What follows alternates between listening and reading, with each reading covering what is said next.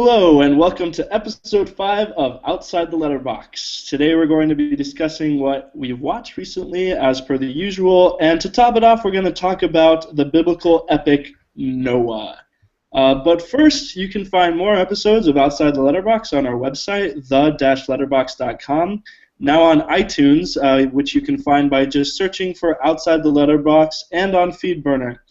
You can listen to different parts of the podcast just by skipping through the YouTube video. We're going to talk about what we've watched recently first, and then probably about halfway through we'll switch to the main topic of Noah, and then about halfway through that we're probably going to... Actually, no, I think the whole thing of Noah is going to be spoilers today. What do you guys think? I think that's a fair assessment there. I mean, we all sort of know what... at least I hope the people listening know what happens in Noah. So anyway... Today I am joined by my usual co-hosts. Hey, I'm Joe, again. Hey, and I'm Nick. And yeah, without further ado, Joe, what have you been watching recently? Well, this week there's a surprising theme to all the movies I ended up watching back at home. Obviously, I watched Noah. That's in theaters. We'll get to that later.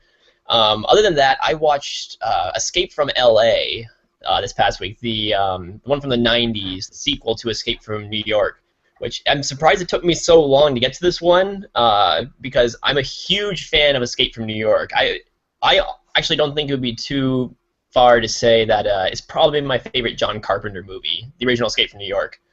I don't know, something about that, just kind of the dark beats, kind of the electronic sounds in there. Kurt Russell playing Snake Plissken obviously is just kind of he's having a lot of fun with the role. Not a movie to be taken seriously. Just kind of overall, I think it really fits John Carpenter really well. That's not to say that I want to dismiss anything like his other movies like The Thing or Halloween and that kind of stuff. Just for me, it's just kind of more of a personal taste thing. I think Escape from New York is probably one of my favorites of his. That being said, Escape from L.A. is the exact same movie as Escape from New York, just with really, really crappy CG effects. So it's fun, I guess. It's funny because like watching the movie, it is literally the exact same plot as the first movie. It's just kind of like you get the feeling that the studios just told John Carpenter, "Hey, we need to make a sequel to Escape from New York. Can we do that?" And he's like, "Yeah, sure, whatever." It doesn't have any ideas, throws in the same thing, but sets it in L.A. The whole going into the city being turned into a prison, basically. And you have to go in there to get people out. So it's nothing to write home about, but it's kind of fun, kind of cheesy. Just I'll probably never watch it again, but that's a lie because I tend to watch terrible movies like this on more than one occasion. But if I had to choose between the two of them, I'd easily watch Escape from New York 100 times over this one. The other two movies I watched this week were the low-budget, I think it was straight to Blu-ray, zombie movie, Zombie Hunter, starring Danny Trejo as a zombie-killing priest. Actually, where do you find this? I was about to say garbage, but that's not really fair. It might be really good. No, that's exactly the word for it. Okay. That's one thing about me is that a lot of times I watch a lot of kind of classic movies, just kind of surfing Netflix and look up movies that I haven't seen before and that kind of stuff. If I really love a movie, I'll buy it, get it on Blu-ray, that kind of stuff. But there's another side to me, which I'm sure you guys are aware of, and I'm sure it's come out in the podcast before, that I just really, really love B and Z grade, just kind of garbage movies every once in a while. And from time to time, I'll just find myself at a Redbox, just kind of looking through, like, oh, ATM looks like a terrible horror film. Let's check it out, see what it's like. So I have a special place in my heart for bad movies. I think part of it is that I was partially raised on 1950s sci-fi movies, like I Married a Monster from Outer Space and Them and that kind of stuff, which you just translate that to the 80s and modern day. It's basically a lot of these straight to Blu-ray stuff is just the same stuff just for modern day. That's a weird. It's straight to Blu-ray. I'm not going to get used to that. I'm used to straight to video, straight to DVD, but straight to Blu-ray just sounds kind of weird. Well, I think it's gonna. There isn't gonna be straight to Blu-ray anymore. It's just gonna be like straight to Netflix. Yeah. Straight to online, straight to YouTube. Well, yeah, I mean to me that makes more sense. But no, Joe, that's it's just funny some of the movies you watch that like remind me of some of like I guess my lowest moments in Netflix browsing. Have you ever seen like is it P49 or whatever? P like with the one about the parking garage? Oh, P2 or No, something. I haven't. I've gone over. Actually, you know what? I think it's in my Netflix queue. I've gone over it a few times, but I haven't actually gotten around to that one yet. Yeah, that's actually pretty enjoyable. You should watch that one. I should. The funny thing, though, I do want to say something about Zombie Hunter in particular, though, because it's really interesting. Because the movie, of course, toasts the fact that Danny Trejo's in this, and the front cover is him, you know, in the Roman color with like a machete or something like that, and it says like Zombie Hunter starring Danny Trejo, that kind of stuff. He's in the movie for like 5 minutes, and they kill him off halfway through. What?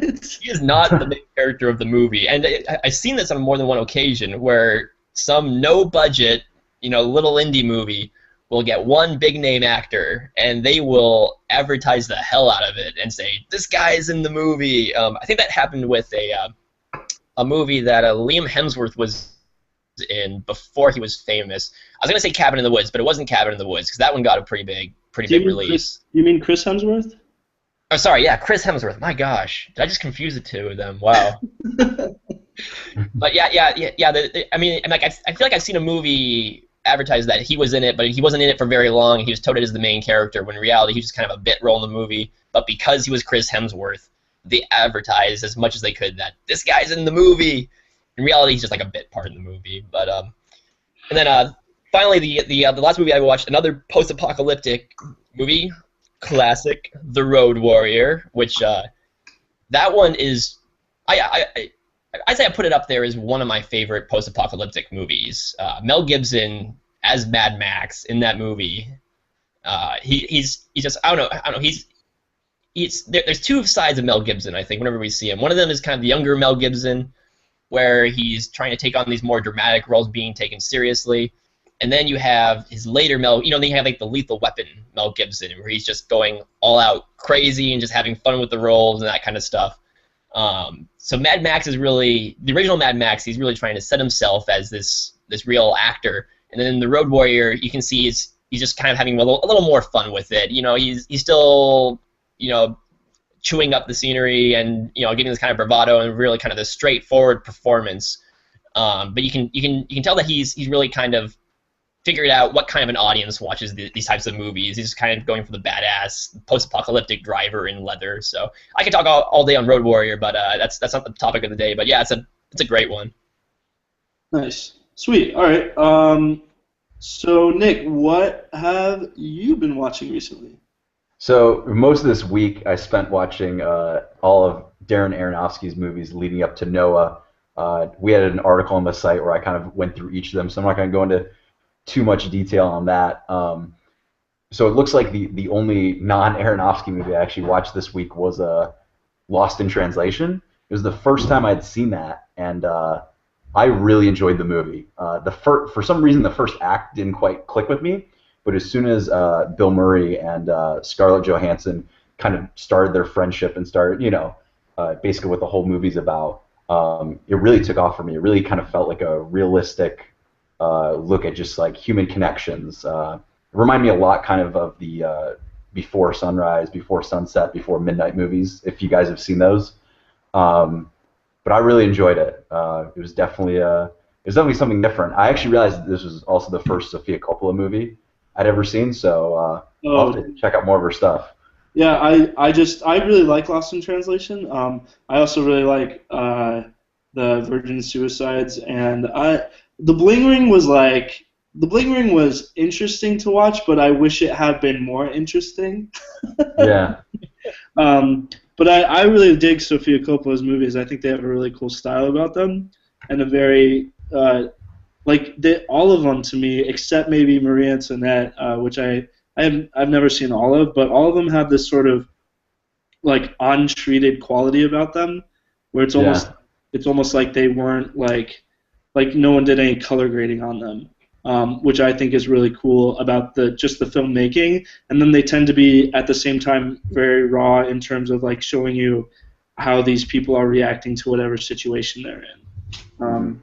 But I It's really also like Lost in Translation. Lost in Translation is great, and Bill Murray manages to be like dramatic, but also still funny in that movie. Yeah, Scarlett Johansson also is really interesting because the movie came out 10 years ago and it was right when she was about to hit it big, and so she's like a completely different actress in this movie. She's also really young. I didn't realize that. Like I think at the time they made it, she was like very close to 20. So it's kind of weird. You know, we're all used to seeing her in like the Avengers and stuff like that, and it's interesting to look back at one of her earlier roles. Yeah, man, this was her movie right after Home Alone 3. Do you guys remember that she was in that? Did anyone see that? I never watched Home Alone 3. She was the little boy. It wasn't Macaulay Culkin anymore, but she was the little boy's older sister in that. Oh. So she was like 14. So anyway, sweet. Well, wait, are we going to talk about Aronofsky films now, or do we want to save that for Noah? I think we should talk about it a little bit now. You don't want to. I mean, I thought it would just come up during Noah, but I think it's somewhat of a separate conversation. I mean, you put Black Swan at the top of your list. So like, why Black Swan? Why Black Swan? I think the main reason is it's the one film of his that kind of felt the most sure of itself. You know, like it kind of feels like from the very beginning to the very end, it feels like one cohesive piece, something that Aronofsky came in, knew exactly what he wanted to. It's such a styled movie. It's kind of like, even if I don't personally connect to it, it's hard to kind of find a weak spot in it. You know, it looks really gorgeous, the movie. Yeah. And it just kind of, it's got this weird waking nightmare kind of attitude about it, you know, that like kind of terrifies me but kind of intrigues me at the same time. So I don't know. I mean, it's personal preference. Yeah. But it's just the one that I kind of enjoyed watching the most of his movies. I think it's technically his most impressive film. Like, it's really hard. I agree with you. It's really hard to find like a flaw that doesn't have to do with like ethics or morals or themes in the movie. Yeah.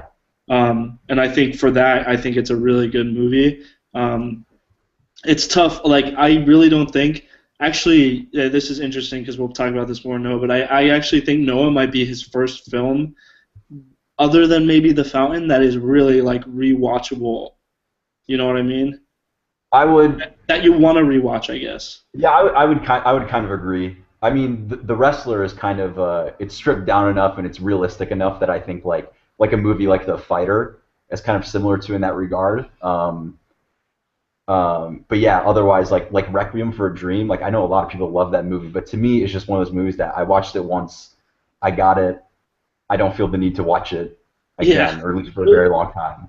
I guess I feel somewhat the same about Black Swan though. Mm-hmm. You know, like I guess it's a little bit more complex and less straightforward than Requiem for a Dream's sort of don't do drugs kind of theme. Yeah. Yeah. Which was literally, like, that movie was probably scarring for when I saw it. I think I saw it when I was like 16. Oh wow. And that was, yeah. So and that, you know, that's not that young, but it was still pretty scarring. So yeah. Joe, have you actually there's part of me that actually thinks that that's probably the best age to watch Requiem, is right before you would like even consider getting into drugs, you know, or Yeah, Joe, have you seen any of his other movies? I've seen one. I've seen The Fountain. To be perfectly honest, I wouldn't say that I've avoided Black Swan and Requiem for a Dream, but I just felt very unmotivated to see them just based on what I've heard. I'm like, I'll probably get around to them at some point, but I've heard enough scary things about them. I'm like, do I really want that in my head? Yeah, I think that's pretty fair. I absolutely loved. I mean, it's been a while since I've seen The Fountain. I remember really. I don't know if enjoying is the right word, but it gave me a lot to chew on. If not thematically, at least visually, it was just a really, really fascinating movie. And then from what I've seen, just from watching Noah and The Fountain, I'd say probably Noah seems like his most straightforward movie. I mean, like, I'm not sure if you guys can attest to that, but I mean, like, I know that Black Swan does kind of have a very regular kind of linear story that goes off the rails and everything, but it seems like Noah looks, I mean, like, it feels like it's a script that could have been taken by any other sort of director, whereas a movie like The Fountain is just pure Darren Aronofsky from the concept, you know? Yeah, I don't know that I'd 100% agree with that, and I think we'll talk more about that when we talk about Noah for sure. Mm-hmm. But I would agree that I think it's his most accessible film, and I think a lot of his other stuff is much more. It's just harder to watch in a lot of ways, and not necessarily for everybody to watch. Where I think like Noah is probably for a wider audience. What do you think, Nick? I agree with that. But at the same time, there's a lot in Noah, and we'll get to this later, that no one else would dare do other than Aronofsky.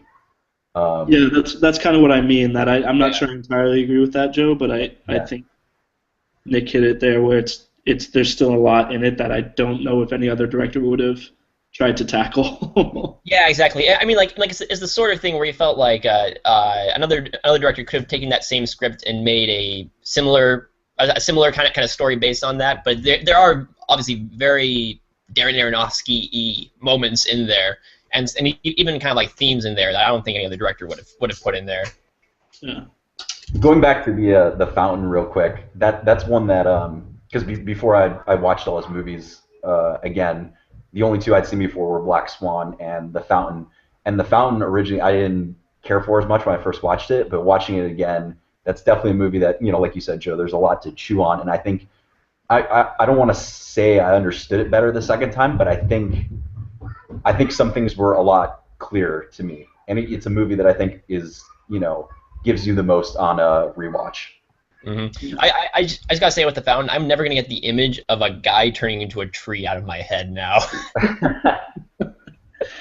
All right, well, I guess that brings it around to me, and I saw last week. I saw Mr. Peabody and Sherman because we were kind of bored, and we had already gone to see Grand Budapest Hotel the Friday before, and we got money to spend. I'm just kidding, we don't. But but I loved Mr. Peabody and Sherman. Joe, I know you had talked about it a little bit a couple weeks ago, and you thought I think you had liked it, but I don't think you liked it to the same extent I did. No, yeah. I enjoyed it. I mean, like I had a few minor issues with it. It's not a movie that I get upset about. It's just kind of it's a movie I watched. I kind of had fun, and I'll probably won't ever check out again unless like I'm at some kid's house and they're watching it or something. So Mr. Peabody and Sherman, to me, like, and especially with a lot of animated movies, I feel like I get really excited when I see them in theaters, and then I watch them again later, and I'm kind of like, maybe shouldn't have been that excited about it. But Mr. Peabody and Sherman, I thought was hilarious. Like, just so much kind of like stupid humor that was just like a lot of puns, which I know is part of the original contents thing, was the puns. But there's also like within the first 5 minutes, there's stuff that's happening that's hilarious, but also historically accurate. Like historical events that are happening around them, but they characterize these like historical figures in such ridiculous ways that it's just like way too funny to handle. Not really, but I think it's hilarious. And I really enjoyed the movie. I thought it had a kind of a cute little moral story to it, and I just really enjoyed it. And I think I haven't been able to get the song from the credits out of my head either. Keep listening to that. Yeah, I've noticed on Spotify you've been listening to that soundtrack a lot. So I really enjoyed it. I know Joe didn't quite enjoy it as much as me, but I think if there was like some potty humor in there, but I felt like the filmmakers were sort of shaking their heads at the potty humor anyway, like having that joke there here and there, and then like I don't know, Mr. Peabody's reaction to it or something. But I like the Sherman, having the Sherman and Mr. Peabody together, like by themselves, I think they could be very annoying characters. But playing off of each other, I think they are like it's hilarious. And I should stop talking about it now because it's not as good of a movie as I'm probably saying it is. But anyway, that brings me to the next movie that I watched because it was prompted by me seeing Mr. Peabody and Sherman, which I rewatched Rise of the Guardians, which is nice. which is another animated movie that I think was like it was a bomb at the box office, and I was so disappointed by that because when I saw it in theaters, I thought it was so much fun and like so just sort of like good, solid family entertainment that I did not understand why it was getting panned and bombed as bad as it did. Um, I just think it's kind of like a fun movie. It reminded me of like, while these are not great movies for sure, it reminded me of like The Pagemaster from when I was a kid, only better. That's interesting. That's interesting that you compared it to The Pagemaster because growing up as a kid, that was one of my favorite movies actually. And to be perfectly honest, I mean I haven't seen Rise of the Guardians yet, but I'm not really getting that kind of vibe. I'm not saying I'm getting a negative vibe from it, just a different vibe. From what I've seen of the trailers and stuff. Well, it's definitely not. It's not like The Pagemaster. I guess I just mean like the creative style of it feels like The Pagemaster. I think it's better than The Pagemaster, which I also have a very.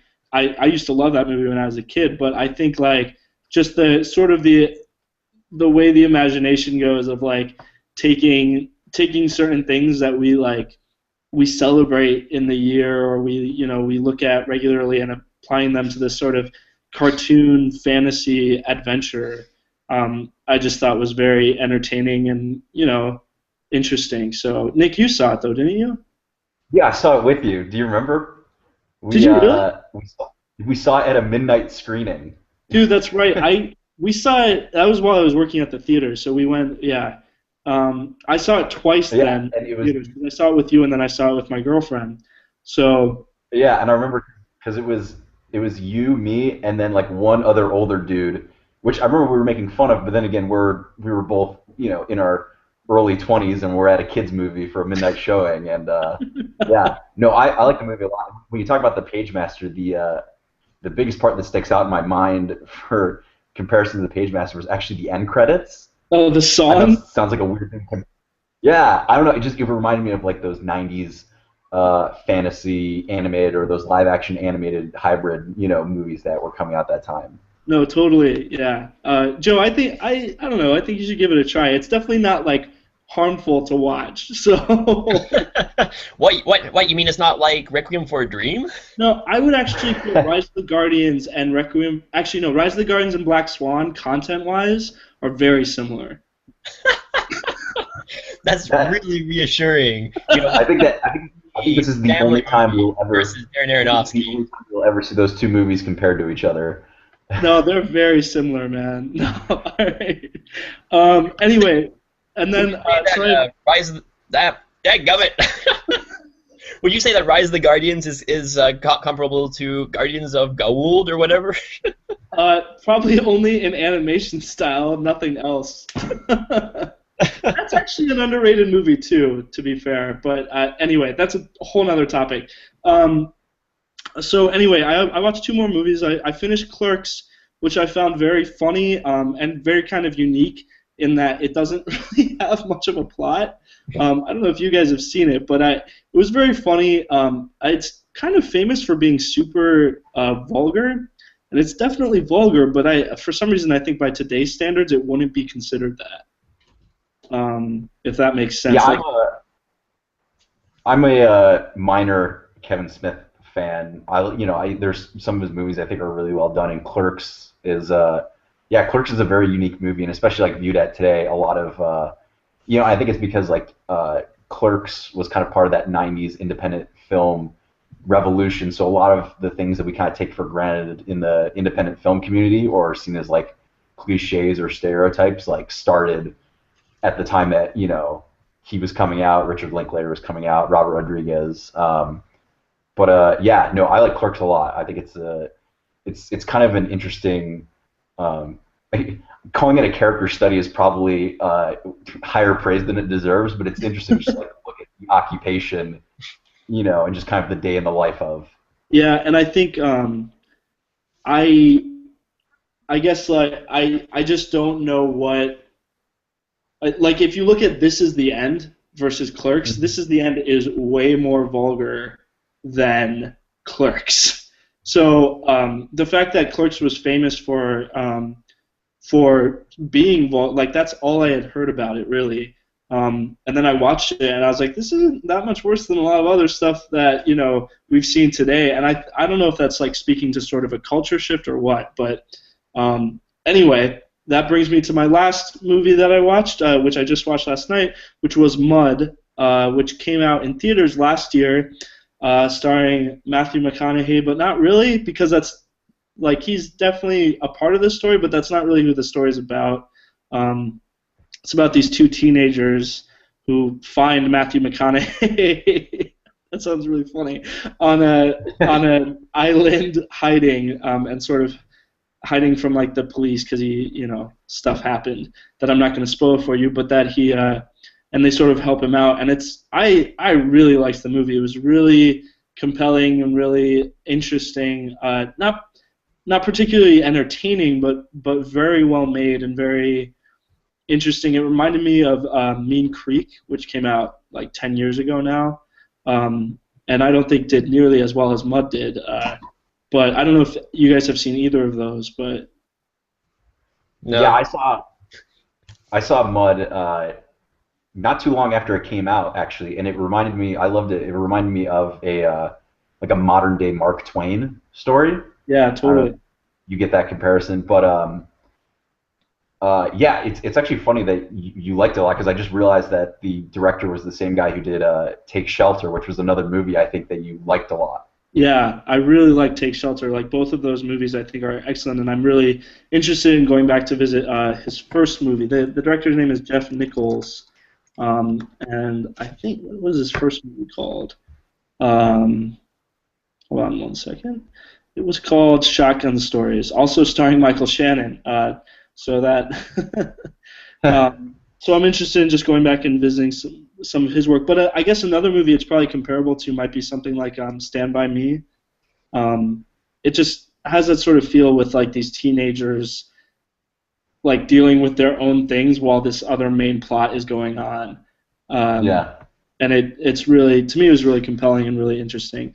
So yeah, that's kind of it for what we've watched. So that's going to bring us into our discussion of Noah, and just as a warning, we are most likely going to be discussing spoilers in this next section, so if you don't want anything about the movie Noah to be spoiled for you, you should probably not listen to this next half until you watch the movie. As such, like the movie there's not a lot to spoil, I think, because there's a giant flood. I really hope you've seen, or at least know somewhat a little bit about the Noah story by this point. So anyway, what did you guys think of Noah? Well, I'll let Joe go. Should we just kind of go off one by one, just kind of so we can get kind of an idea what the general consensus of the movie is, just kind of explain what we thought of it. Do you think? Yeah, sure. Yeah. So I really enjoyed Noah. Honestly, and I think it's kind of a difficult movie to talk about unless you get basically there's two ways to look at the movie and two ways to talk about it. One of it is looking at it from a religious standpoint, just kind of looking at, especially compared to the Bible, which I think a lot of people are doing. The other way to look at it is just as a film, as itself, just kind of judging it on its own terms, not on necessarily its quote unquote authenticity.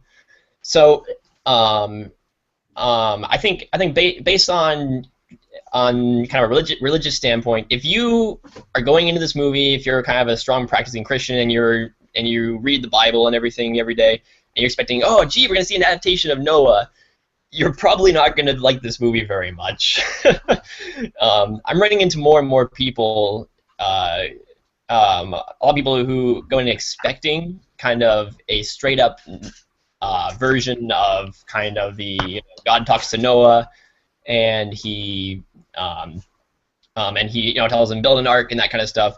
And then in the first 5 minutes, you hear, oh, giant rock monsters, magical snakeskin. What is this? No, I don't like this movie.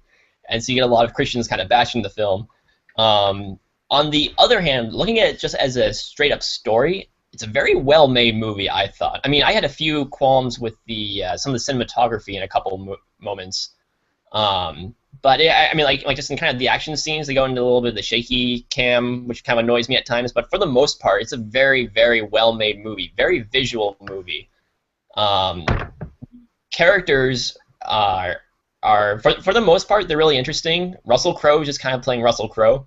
But as a whole, I just really enjoyed this movie. I liked what they did with Noah's character. I know a lot of people don't, and I can understand that. Anybody who hates this movie for any reason, I can totally get, because it's not really a conventional Noah story that you come to expect. But I do think the movie has some really good things to say in the end. I just think as a whole, it's a really interesting, really well-made movie. And the more I think about it, the more I come up with more things to say, like, oh, okay, that was really good, or that was something I didn't like as much. Just there's a lot to chew on there, I think, as a whole. Yeah, I totally agree. Nate, what do you think?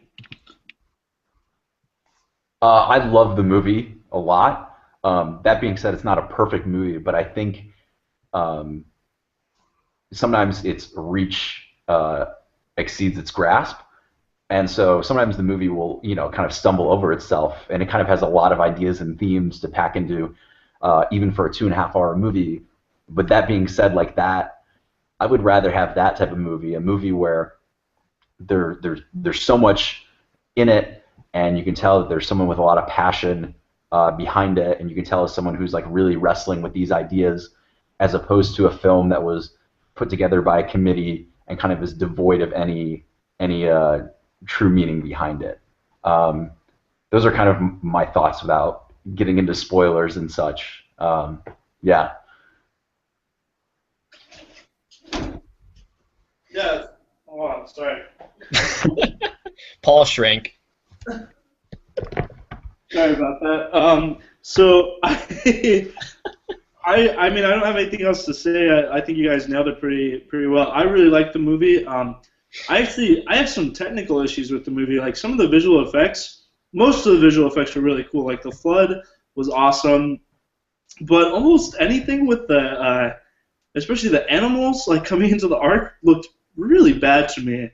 And I know like the whole when Noah's telling the story of Adam and Eve, like that's very stylistic, but it also sort of looked crappy.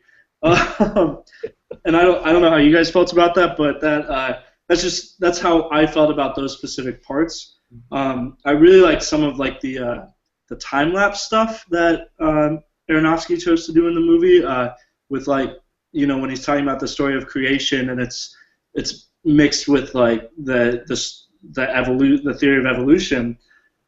That was really cool to me, the way they did that time lapse, and a lot of that stuff really worked. And then at other points, I thought this might take some people out of the movie.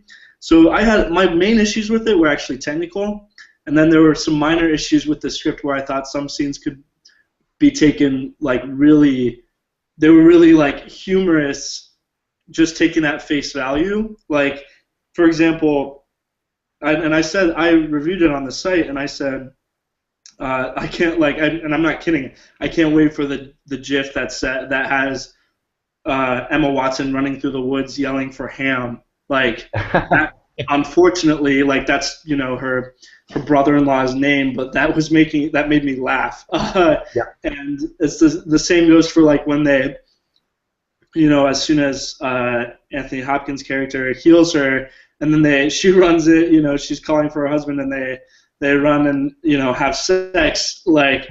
Then she comes back and they're like, "Where's your brother?" And they're just like smiling goofily because they just had sex. Like that was inadvertently funny to me.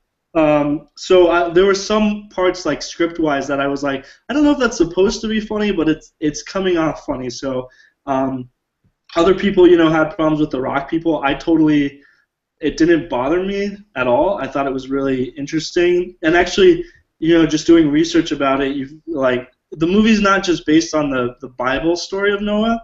It's based on like the story of the flood that's in the Epic of Gilgamesh, that's in the Torah, that's in Jewish mythology. So a lot of it's taken from all different places, which is really interesting to me that Aronofsky chose to do that.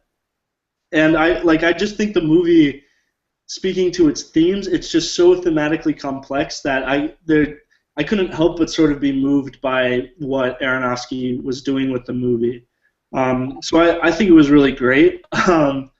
But there's getting into the more I guess sort of interesting stuff about it. I know for me, and I'm sure for you guys, because I think we have a lot of the same friends, that's just especially on social media, it's just blowing up the controversy over this movie. I think there's a Christian blogger who I won't name, his post now has 1,000 comments, and it's the most unanalytical drivel of a rant that I've ever read about a movie, and he calls the movie a steaming pile of horse manure, which, if you're being honest about the film, just is not fair to the filmmaker. Clearly, this is a Christian writer who clearly just watched the movie to criticize how unbiblical it was, and talks about how terrible each aspect of the movie is. And even if you disagree with the movie, it's definitely not as bad of a movie as all that. At least I don't think it is. So. Yeah. It's really interesting because there's a different Christian film reviewer that I read a lot, who said that in his review of it, he said that he made some comment about the film, wondering about if the film is too religious for secular audiences and too secular for religious audiences. I really think that's a lot of what it comes down to, is that I feel like a lot of Christians going into this film kind of expect a really religious movie, and then when it goes kind of off the rails at the beginning, they kind of go along with it. But then this is going into spoiler territory. You mentioned at the beginning we're going to be going into this, but what they do with Noah's character, they turn him into a really kind of unlikable, almost a hateful guy at one point, which to me, they justified it in the way they ended it by redeeming him and making the ultimate point of the film about mankind being, worth saving. Basically, they have this whole plot line in the movie where Noah is convinced that their mission in building the ark is to make sure that mankind is just wiped off the face of the earth because things have gotten so terrible. Because according to the biblical story, after Adam and Eve, the bloodline split into two ways. One with Cain, who killed his brother, the son of Adam. He killed his brother, and he went off and started this kind of this evil bloodline. And then he had another brother, Seth, who went off and started off the good bloodline, which Noah is from. And so Noah is convinced that mankind is evil and has to be wiped out. And so when they go into the ark, he says, all right, we're not going to have any other kids. We're going to be the last humans, and we're going to let the animals to kind of take over the world. And then from then on, he finds out that one of the women they have on the ark is unexpectedly pregnant. So it becomes almost like he turns into kind of this vengeful angel of death who says, we must make sure the human bloodline doesn't continue on. And I think that turned off. I think anybody who had religious questions about the movie beforehand were turned off by the idea of Noah as kind of almost this antagonist in his own story. Because I think we have this kind of image, a lot of people have this image in their minds of these biblical figures, Abraham, Noah, Moses. It's kind of these upstanding, upright, bearded figures with halos and that kind of stuff. But the Old Testament is full of a lot of dark stuff in there, and the film uses that to make a point in the end. But it's in no way, I don't think, condemning Noah or making him seem to be a really bad guy. It's just kind of showing where he comes from, the kind of world he comes from, and they redeemed that at the end, which I thought was really, really interesting. I really liked that. Yeah, it's funny.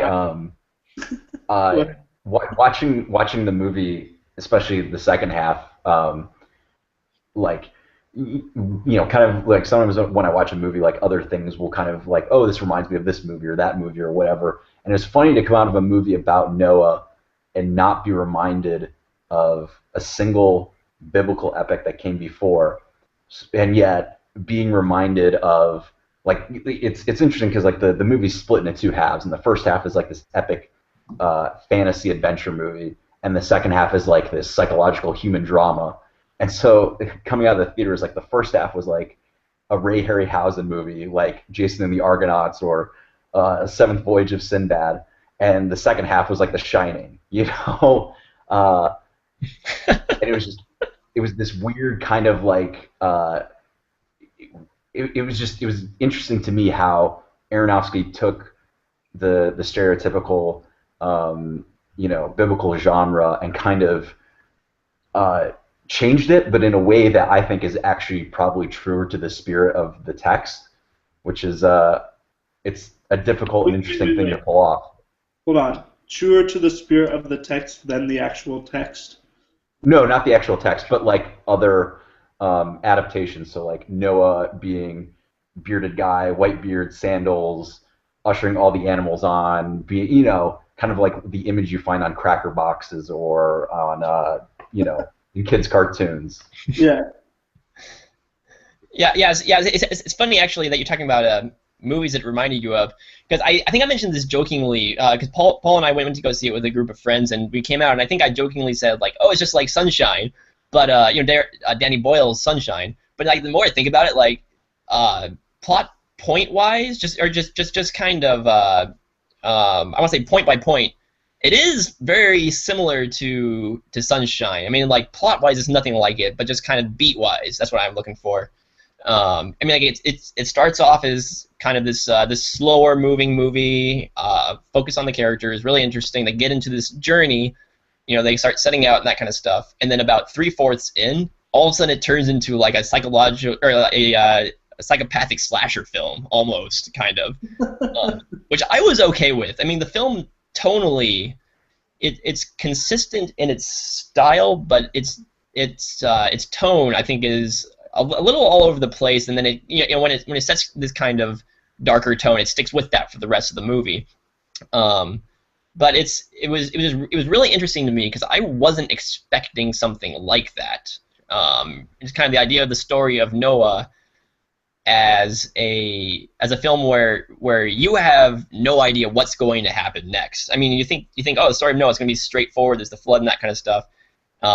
The movie's really intense toward the end there. Like I literally had no idea what was going to happen because they were pulling stuff that wasn't in the Bible, and they were putting stuff in there that wasn't plot stuff that anybody had really heard of before in this kind of story.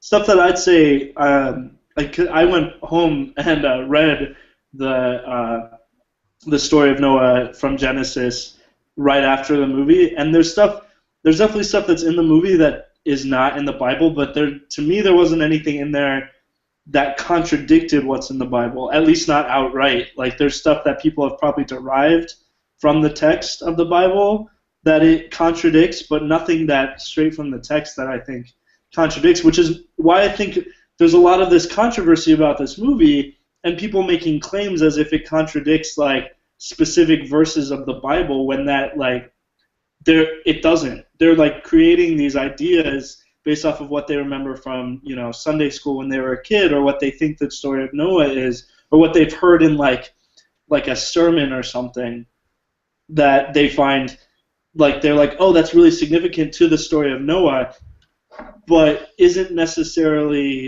like strictly in the text. Do you know what I mean? Yeah.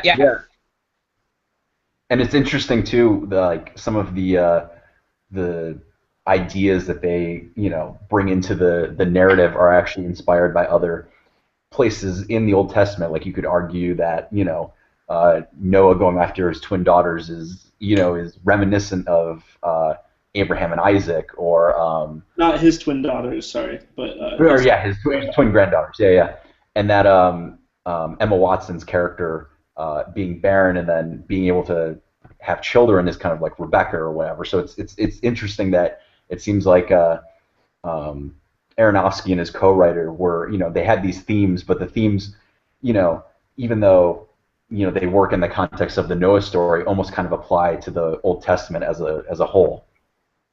Yeah, well, it's really funny because one of the main complaints I've seen from people, and just talking about, I mean, like, I can understand if you're looking at it from a theological standpoint, the idea of the rock monsters being angels and that kind of stuff is a little wishy-washy there. But I mean, I thought it was fine because it worked more as like a mythical narrative than anything.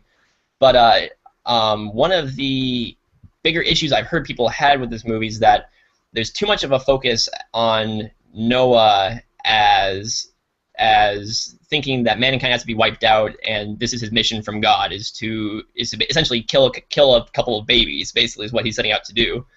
And people are complaining that there's not enough focus on the end where he realizes that God never intended for him to kill the babies, and he had to be kind of talked into seeing that. I think a lot of people are turned off by the fact that it's just kind of like the focus is, again, so much on angry Noah that they feel like that's what the message comes out as oh, mankind isn't worth saving, when in reality it is kind of a small scene at the end, but I think it really rounds out the whole point of the movie. Noah this whole time has been thinking that mankind isn't worth anything, only God is all, whereas you have this one man from the line of Cain who sneaks onto the ark, and he thinks just the opposite. Mankind are everything. God isn't all, and then in the end he has to meet them somewhere in the middle, which is kind of what the whole moral of the movie pivots on, and it is kind of underplayed, I think, in the end, but undoubtedly there still. Yeah, and that's actually interesting that you bring that up, because I think that is one of the flaws of the film too, is that, and I've talked about this with other people who have seen the movie, that the moment where Noah decides not to kill his twin granddaughters feels very, it's very sudden, and then like he just does it. He chooses not to, and then the movie continues, and you're not really sure why, and it doesn't feel like there's like enough like explanation or enough plot to support him not doing that, either previously to that point or after. It doesn't seem like there's anything surrounding that moment that warrants him doing that, until you get Emma Watson sort of explaining to him why he did what he did, or asking him why he did what he did, and it just doesn't.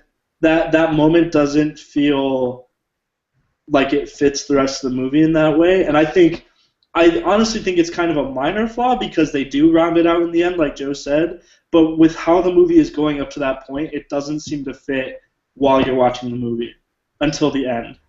Yeah. There's definitely. I mean, like, if I say that there is a flaw to the movie, there is definitely more of a focus on the darkness of man than the goodness of man. Which, again, the main message of the story is about the goodness of man. But I think Aronofsky, just looking at his previous works like Black Swan and Requiem for a Dream, I think he is fascinated with the darkness in man. And I think that's actually like, I think that's something that needs to be told, though, to an extent, because to me it felt like the movie was like, this is the first movie that I think that like all of humanity is actually called out, and like it's acknowledged that we're, even if we're righteous people, we all have, original sin in all of us, and so it's very like, that's not something you usually see in a $150 million blockbuster movie, and so even though the film's main theme is about being good and learning to be kind and loving and whatnot, in the end, I think that's still an important element to acknowledge, because I don't think the entire world that's something that the entire world is willing to accept. And I think that I would argue that's even something that maybe some Christians have a hard time dealing with, is the fact that it calls out and says that even if you think you're righteous, you still have this inside you. Yeah, exactly. I mean, it's kind of like one of my favorite things about the movie, actually, is the way they portrayed kind of this early world and kind of this Old Testament, version of man. Because I think a lot of people who read the Bible think of it as, oh, it's the Old Testament and everybody's going around and there's some bad people, but they're kind of in the side, that kind of stuff, But they really go all out in showing just how nasty some of these people are. I should point out Noah is not a movie for kids. It's borderline R in my opinion. I was surprised getting out of it that it wasn't rated R.